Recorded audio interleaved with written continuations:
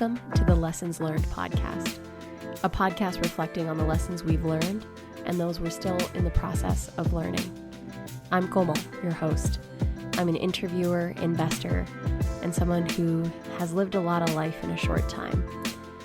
I built this podcast as a place for us to reflect, to be together, and to learn from one another.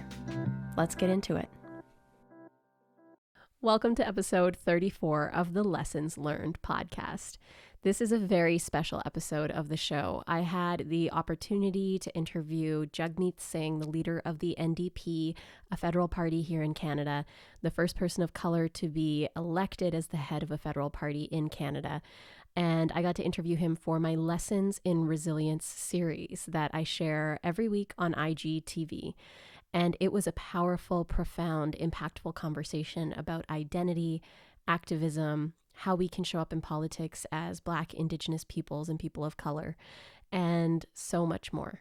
So I want us to dive right into that conversation. But first, this episode is brought to you by me and the Next Right Step program.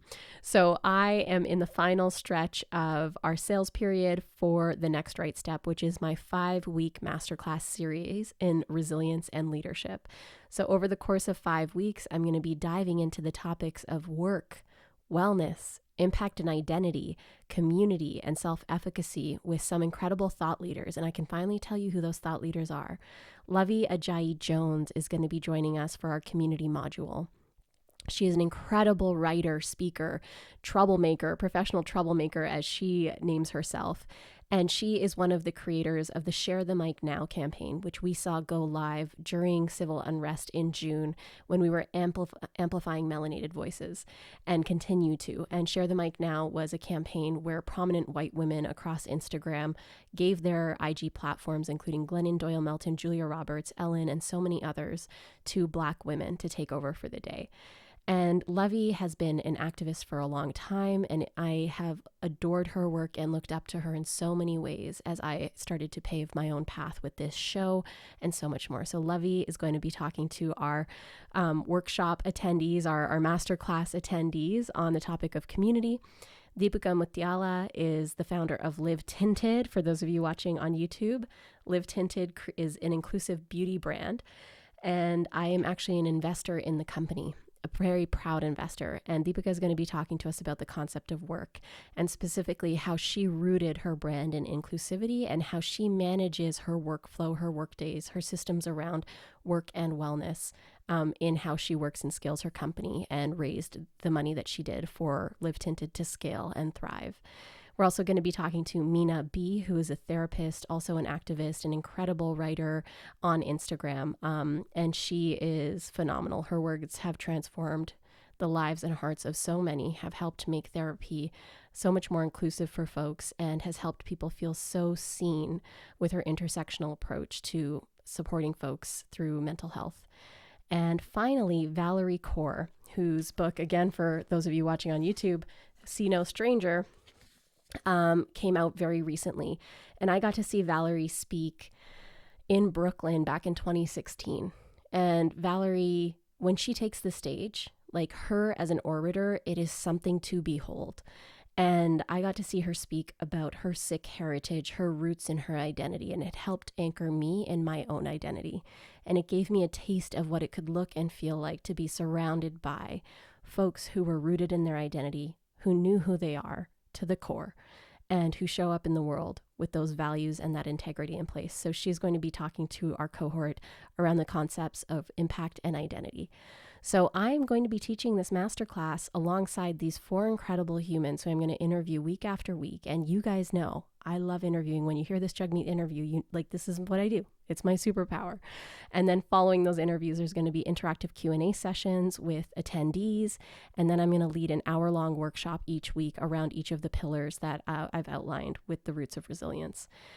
This is the course, the program, the masterclass series that I wish I had when I was coming through my darkest days back in 2017. And it's a program that I wish I had when I was just going through transitional periods in my life. The community is going to be incredible. We've already got almost 30 folks signed up for the program. You're not going to want to miss it. There's limited spots left. So if this sounds mildly interesting to you, check out komal.com and head to the masterclass page, komal.com/pages/masterclass, and make sure you join this cohort. Sales end Monday, July 27th at midnight. You're not going to want to miss it, I promise. And I'm going to be offering this program in the future, yes, but never at this price ever again. So that ends our ad segment for this episode. Now let's jump into my interview with Jagmeet Singh. Welcome to the latest episode of Lessons in Resilience. Tonight, I am going live with Jagmeet Singh, and we are talking all about community resilience, how we build resilient communities, and how we elevate together. I have been so moved by watching Jagmeet's career. I have been diving into his memoir, Love and Courage, and learning so much about his journey, his experience. And when I think of seeing a Sikh man in his bug, in his turban, leading a political party in Canada, the first person of color to do so, I am so encouraged by the change that he is enabling others to see and the change that we are all witnessing together. As I wait for Jagmeet to join, I want to share a little bit about his roots in activism. When he was young, throughout his career as he was going through law school, he was engaged in activism from a young age. He his brother Gurratan and his friend Amneet created something called the Sikh Activist Network. And the Sikh Activist Network ended up becoming a place where young Sikh people in and around the Toronto area could root into and flourish in themselves and their lives, rooted in their own identity. And I remember when I heard about the impact of the Sikh Activist Network and the careers of folks who came out of that space. Me, growing up in Grand Prairie, Alberta, I felt so encouraged of the power of community, of rooting in communities of identity, of what it could look like if I didn't feel othered, of what it could look like if I had felt seen from a young age. So when I think of this conversation that we're going to have today, as I wait for Jagmeet to join, I am so encouraged by what this young generation, Gen Z and younger, and even young millennials, what we get to pick up from the changes he's made in for others through his work, and what we have all been able to witness about what it can look like to be so rooted in your identity and how that can help you show up in an even more powerful way. Hello, Jagmeet. What is up? How are you doing? I'm good. What are you saying? I am doing really well. I'm so pumped for us to have this conversation. Where in Canada, not the world, are you today? I am in Ottawa, actually. Oh, welcome. Are you in Ottawa too? I'm in Carp, in the middle of nowhere, 20 minutes outside of town. Okay, cool. Yeah, well, I'm so pumped to have you here. We were going to originally do this conversation at the Ottawa Art Gallery pre-COVID times, but obviously we know what story unfolded. So I'm really happy to do it here. I've been sourcing questions from my audience to see what we wanted to chat about today. And something that I'm in the midst of in my career is I talk a lot about resilience and how we rise through adversity. And when I saw what went down in the House of Commons a few weeks ago and the way that the media talked about it after the fact, I just knew I just wanted to talk to you directly about it, because when I saw that, I was moved to tears, especially in the words that you shared after the encounter in the House of Commons. And what a lot of people missed is that part of Robert's rules, part of parliamentary decorum, is that apology, or is that you were perhaps out of whatever the construct is around how we're supposed to behave in Parliament. But that apology was not something that so many of people color identified with. So can you share what that experience was like in the House of Commons and what it's been like since then to continue to stand up for those values? And be honestly, like my husband and I were talking about this, is if it weren't for you to be a leader of a political party, no one would have called out that racist act. Like, it just wouldn't have happened. And so you simply being there allowed that to happen. Thank you for the question. Thanks for asking about it. Yeah, in the moment, it was kind of it's something I didn't plan. I wasn't thinking about it ahead of time. And it was kind of the culmination of a lot of frustration. We had seen so many people take to the streets, the thousands and thousands of Canadians. It wasn't just an American thing. There was a movement in Canada, people demanding, let's do something about systemic racism and policing. And then we'd seen all those, remember, like all those horrible images of police brutalizing Indigenous people, racialized people being killed. All those things had happened in the short span after George Floyd. There were those types of deaths in Canada as well, where police brutally killed racialized people. And in that moment, thinking about that context, we had seen the Prime Minister take a knee at a protest. And I was kind of thinking, well, who is the Prime Minister protesting? Like, he is the one in control. He could actually immediately make changes. And so surrounded by his security team all standing up. Right, exactly. So we were in this moment where, the Prime Minister was, I don't know who was protesting, and he has the power to make some changes. So the motion was to say, hey, let's just do something about it. Like use of force, we know there's problems with use of force. We know there's problems with escalation of conflict. Police are trained to use aggressive voice commands. Put your hands up, put that away, and just aggressive commands that don't really de-escalate if someone's got a mental health crisis, if someone's in a health crisis in general. That approach, that aggressive, violent approach, isn't going to help that person get through that crisis. And so we put forward a motion saying, here's some clear things that we can do. And in that moment, it looked like it was passing. It looked like that motion was going to pass, which was a good thing. We're going to force this Liberal government to do something. They've got the power. Let's get something done. And then for one person to kind of say no, I was shocked. I looked back. I'm like, who's saying no to this? Like, everyone agrees that we have to do something. And then I just saw, one MP kind of gesture like, no, we're not going to do anything. We're not going to support this. And it was that gesture of kind of dismissal, which to me characterized what systemic racism is. It's this idea that certain lives don't matter. Like a Black life has no value. Indigenous lives have no value.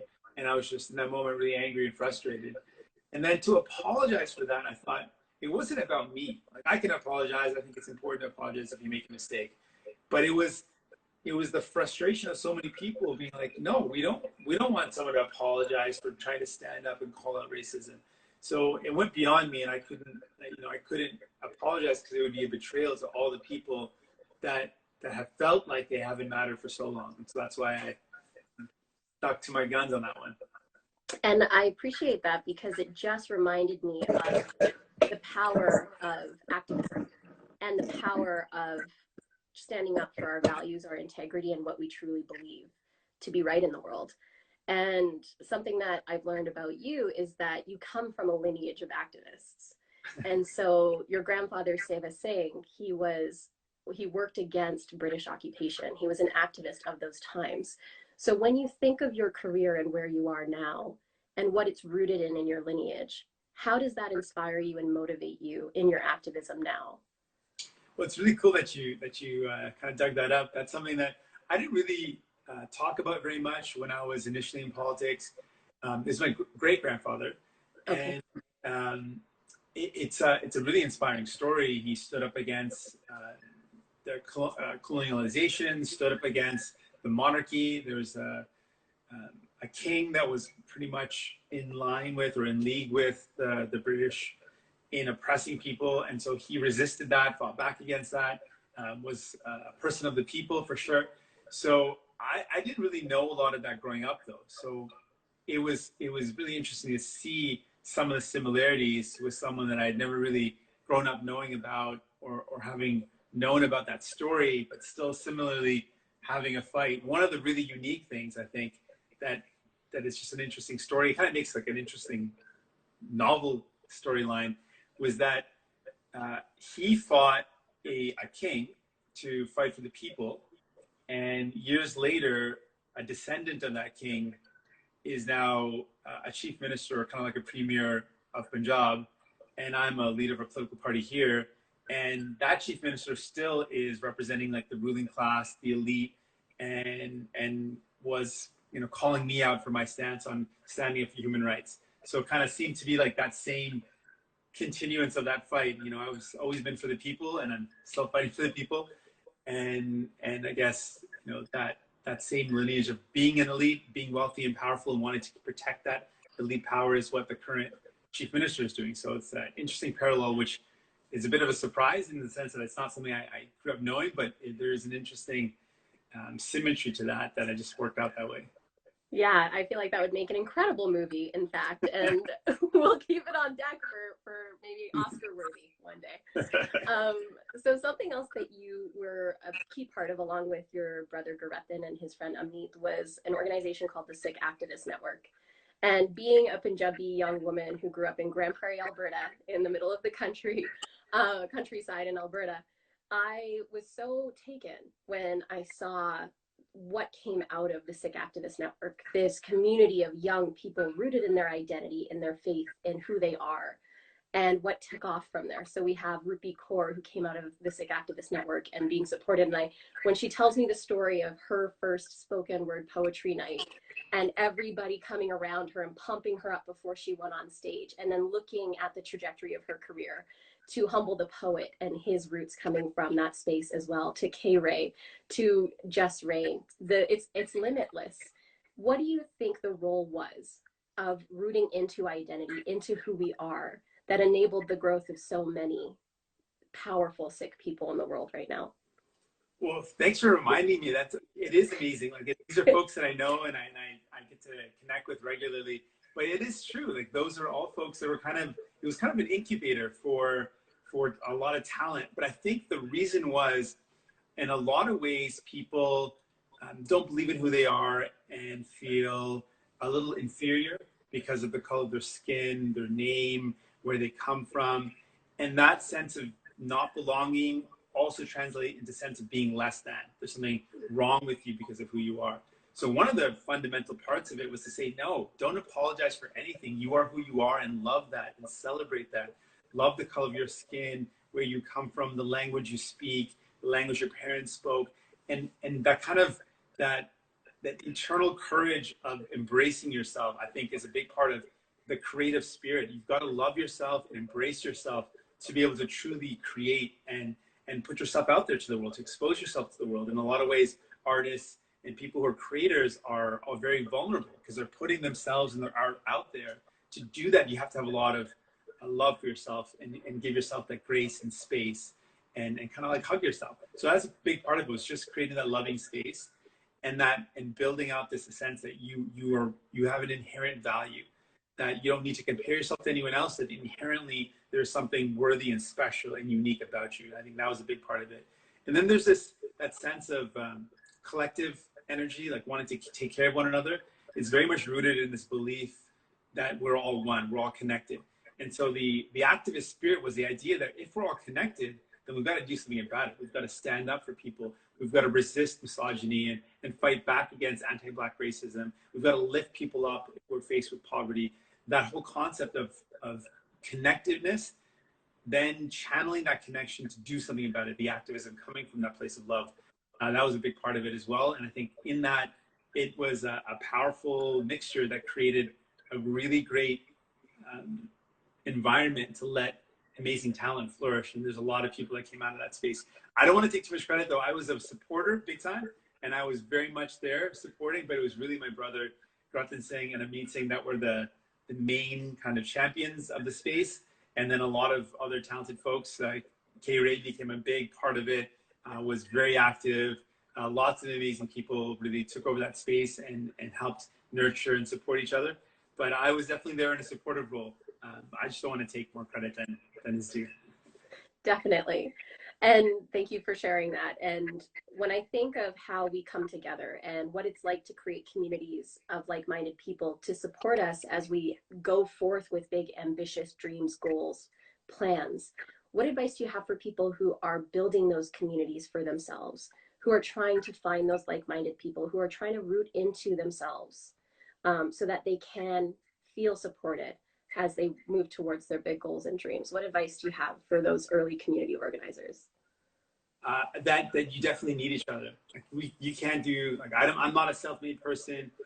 A lot of these amazing people that you mentioned, they'll all tell you that they're not self-made. We supported each other. Lots of other people supported those great folks and supported me. And so I think just acknowledging it's okay to need community around you, like to need a a group of friends and family and supporters and people that believe in the same vision. We need that, where we are people that are inherently connected to one another, and we need each other to move ahead. And so I think it's okay to take a moment and say, hey, it's okay to realize you can't do it alone. And that's, in fact, it's actually more beautiful when you do it with the people around you and you bring people together. So acknowledge their strength in relying on one another. And just, you know, sometimes there's challenges, there's obstacles, there's barriers. There's this concept, resilience in the face of challenges, the idea of eternal optimism in the face of hopeless odds, like that spirit of, you know, we're going to keep on going. I think you need that as an organizer, as a community organizer. It's important because there's a lot of tough things in front of people. We got to keep on pushing through. And something that when we talk about this concept of resilience, so many of us who are tuned in have faced insurmountable odds in our lives, very hard things that we've come through. And something that I was so taken by was in your memoir, you share some very hard things. You shared your experience of sexual abuse as a child, your experience with alcoholism and abuse in your household. And I know that those topics are deeply resonant for a lot of people. And we don't often see our political leaders speaking up about these truths in their lives or experiences. What inspired you to share it so candidly? And what has the impact been since you have publicly shared these stories? Thanks. It's always, I feel like it's an opportunity to kind of heal again and again every time I talk about this. So on a personal note, when you kind of share your story, there's a lot of healing that goes on that in my case, I didn't really think about. I didn't think about how much a lot of these things still kind of, even though I'm, you know, in some ways I would say I'm maybe successful and I've gone past a lot of those dark times, but there are still a lot of pains. And so writing the book was in a lot of ways healing for me to kind of think about those moments and to reconcile them a bit and to move past them. I was given an opportunity right after leadership. I was approached that, you know, people might be interested in hearing my story. And as a leader of a political party, often political leaders write a book. And so what my inspiration was that if I'm going to have this platform, I'm going to write a book. You know, a lot of times political leaders write a book that's kind of like a kind of campaign slogan book, and it just goes towards the campaign, but it doesn't really give any value to people. But I've got this platform, I'll have an audience. What can I do that's going to help people out? What can I do that can actually have a meaningful impact on the lives of people? And I thought about some of the experience that I've been through, and I thought about how alone I felt when I was dealing with the alcoholism and violence in my family, and how difficult that was. Being a survivor of sexual violence and abuse, you don't think sometimes that you deserve happiness in your own life. Sometimes you feel like you were to blame. And so maybe me writing the book would be a chance to speak to a little Jagmeet growing up or a little Komal growing up. You know, it is not your fault. There's nothing wrong with you. You deserve happiness and love and success. You don't need to be hurt in your life. And so if I have a chance to use this platform that's been given to me, it's a huge honor. How can I use it in a meaningful way? And that was kind of my inspiration. What could I share with people that might make people feel less alone, and also make them feel like they can hear certain things that maybe I would have loved to have heard when I was younger, that it wasn't my fault, and that you deserve to be happy, and things that now I believe, but you know, a younger me would have benefited from if I would have been told that. And what's the impact been? Like, what have you received from doing that? Oh, it's been incredible. The outpouring of support, the love, the shared kindred, the kindred feeling that people have also been through this before. I think there's been for me, it's been really, in a lot of ways gratifying that I've been able to help people that have been through similar things. And so it was painful too. I think I should also admit, like all beautiful things aren't always without their cost. There's a pain to it as well. It was a difficult conversation with my family to make the decision to share these stories, because I don't live in a vacuum. I obviously have a family around me, and it was going to expose things that in a lot of ways, there's a lot of shame and guilt about talking about what people have been through. So it was healing, it was painful, and the result was, I think I've helped out some people in some ways, and that to me has been a great blessing. I think more than a few people. I think it's safe to say that. when you are actually, I'll use this as an opportunity. One of the quotes in the book is, sometimes loving someone, even yourself, takes a lot of courage. There isn't a single moment when I realized that. Rather, it was a lesson I learned and relearned my entire life, sometimes the hard way. And so when you're facing being the first in so many ways, the first turbaned MP or MPP to be brought into the Ontario Legislative Assembly, the first person of color to be elected to a federal party, that experience with self-trust and self-love is ever evolving. We know you don't land at truly loving yourself forever and ever. Like, you're going to face imposter syndrome. You're going to face self-doubt. How do you take care of yourself through those waves of adversity and the inner turmoil that come when you are at the forefront and trailblazing in the way that you are? You know, that's such a powerful question, and thank you for asking it. It is not something that happens once and then it's done. It's not one and done. It is a lifelong process. I have daily practices where I meditate, I connect, and I take that moment to kind of mentally and spiritually hug myself. I think it's important.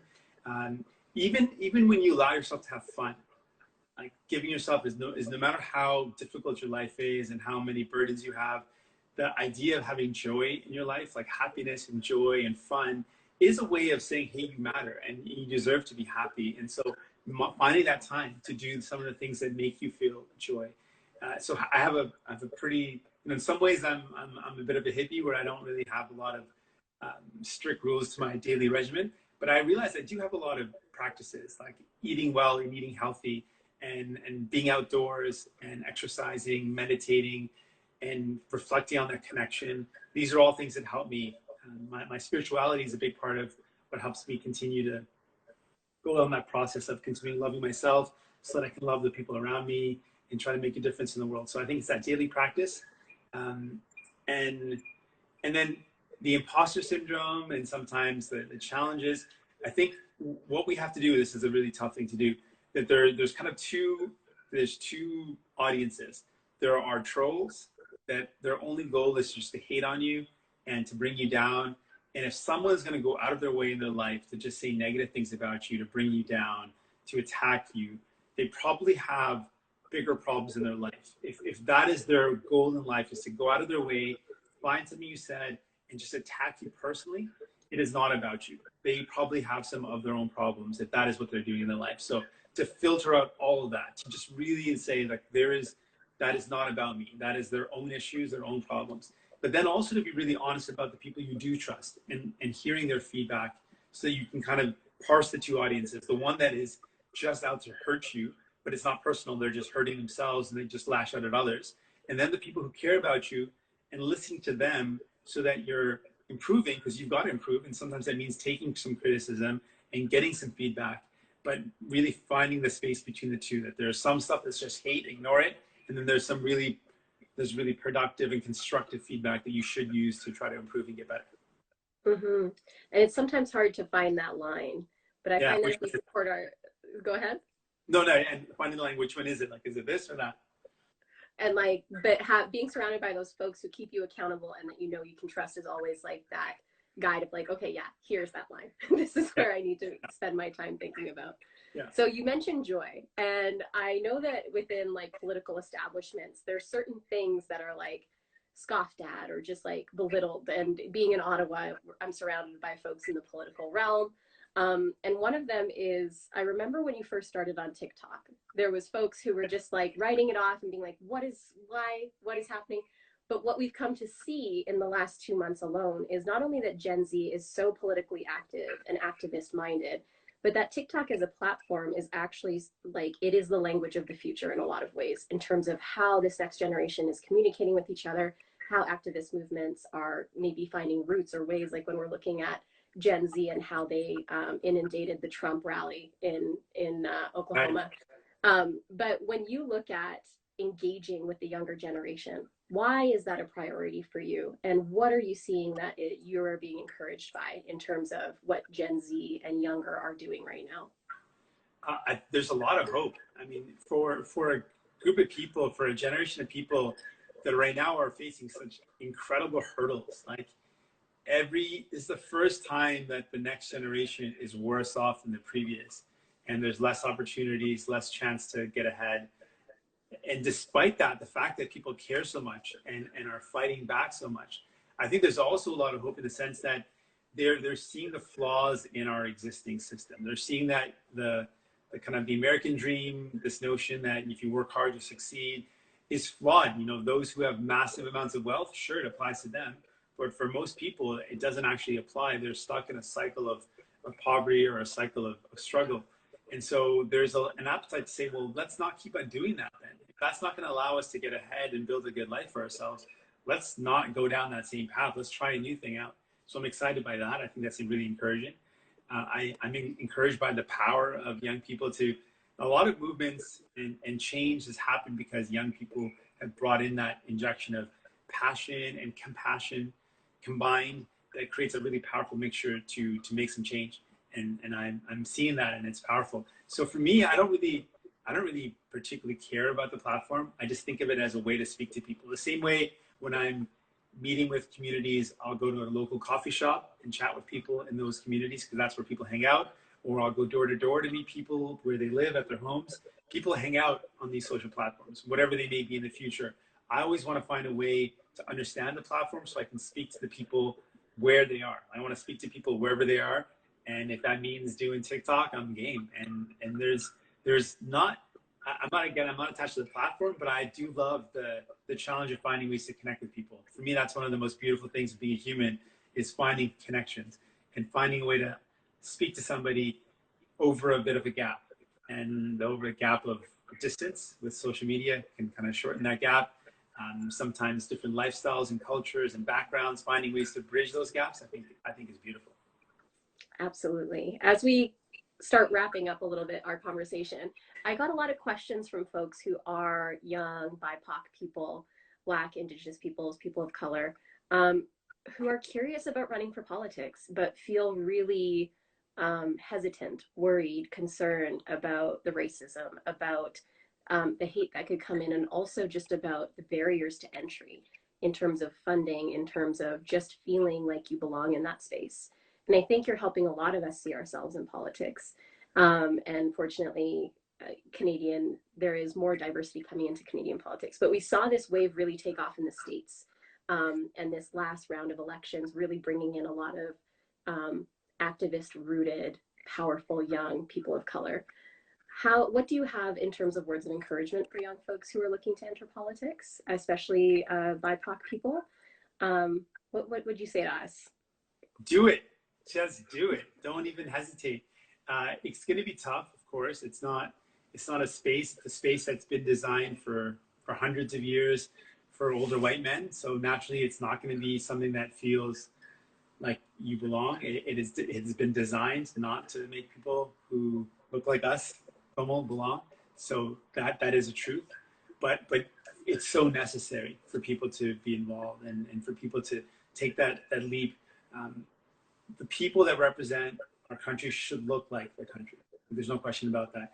And one of the biggest problems is that there are not enough women elected in federal politics. And I think it's also been by design. It's been designed in a way where it's not supportive to young women who want to start a family. It's not designed in a way that's conducive to women in general. So I think we have to fight back against that. So as a leader, I've said to potential candidates who said, oh, I'm thinking about starting a family and it's not really easy to have a family and get into politics. I'm like, hey, listen, I'm going to do whatever it takes to make your life to make your schedule more flexible. If it means you want to be in Ottawa less, I'll find a way for you to be here less.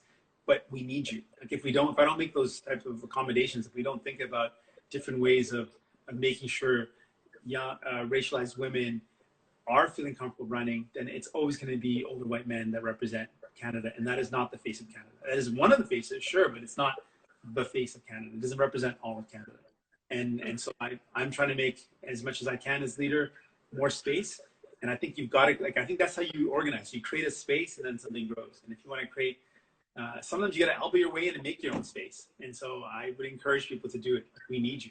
We need you. And also, sometimes people think if they've organized in one community, someone who's organized in the Black community, that might be used against them, or that you only care about issues that impact, the Black community.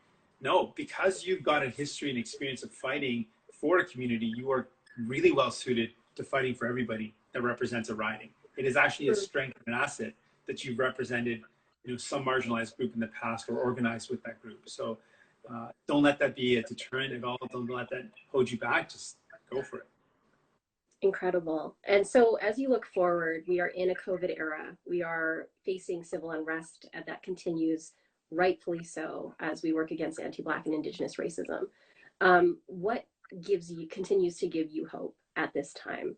What continues to motivate you every day as you show up for the hard work of being leader of the opposition? People give me hope. I see incredible people, and I see their hopes in their lives, and I want to make those hopes turn into realities. And I see sometimes their despair and their pain, and I want to make things better. So people have always been the motivation behind what we've done, what I've done in my life in terms of activism, and then as a leader and as a leader of the NDP, it's been people. It's all about people, and that's going to continue to be my motivation. Thank you so much, Jagmeet. When we first and last met, it was at the PCHS gala. I was trying to figure that out when it was. Yeah. And I had said in my speech that what we survived, we are meant to share. And I remember you sharing with me after that there was something you were working on, and it resonated deeply, and then the memoir came out. And so that's something I will remember for a long time.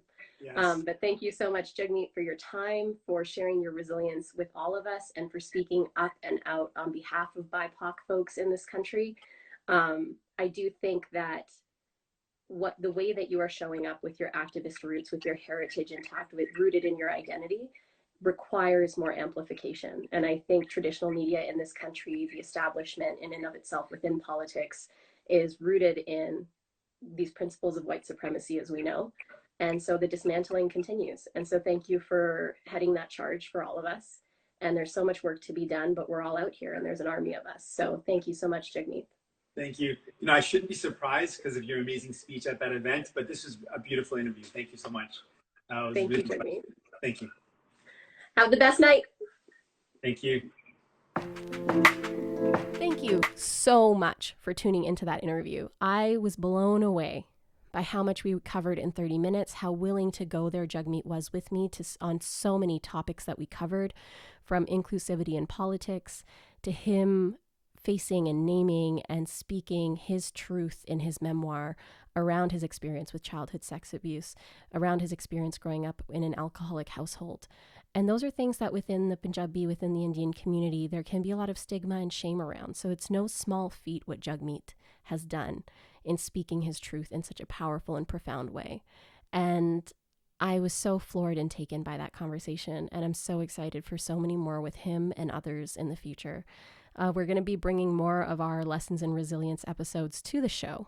So stay tuned for more of those interviews. But in the meantime, if you want to check them out, you can head over to my Instagram at Komal Minhas, KOMALMINHAS, for more. So this week, I would love for you to reflect on impact that your own identity, who you are, where you come from, what makes you you, the impact of your identity on how you show up in the world. What are the values that you're anchored in? What are the things that you were taught perhaps from your parents, caretakers, or taught not to do just by seeing how they lived? What are the things that make you who you are and proud of who you are? Journal about it, write about it, root into it.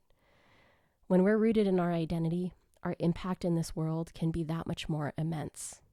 And for those of us who are BIPOC folks, Black, Indigenous peoples, people of color, we have often been made to feel that we can't root into our identity, that there's something wrong with our identity. But it's time to reclaim that. It's time to reroot into who we are, to remember where we came from.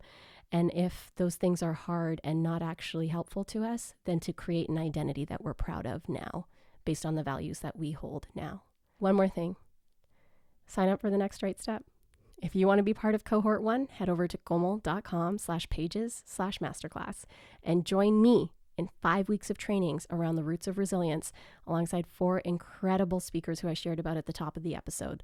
Lavia Jai-Jones, Valerie Kaur, Meena B, Deepika Mutiala, my dream lineup of folks that I wish I could be learning from, but instead I'm bringing the program to you. So sign up for the next right step and be part of the inaugural cohort, cohort 1. Now, until next time, bye. Thank you so much for tuning in. If you loved this episode, please leave us a review on Apple Podcasts. And if you want to follow me, Komal, check me out on Instagram at KOMALMINHAS or the show at lessonslearned.co. And if you have an idea of a lesson that we should dive into on the show, then slide into our DMs and submit there or on the website, along with any guests you think I should interview and talk all of the things with.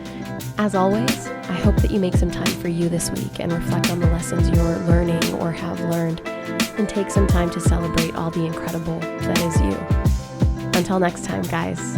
Bye!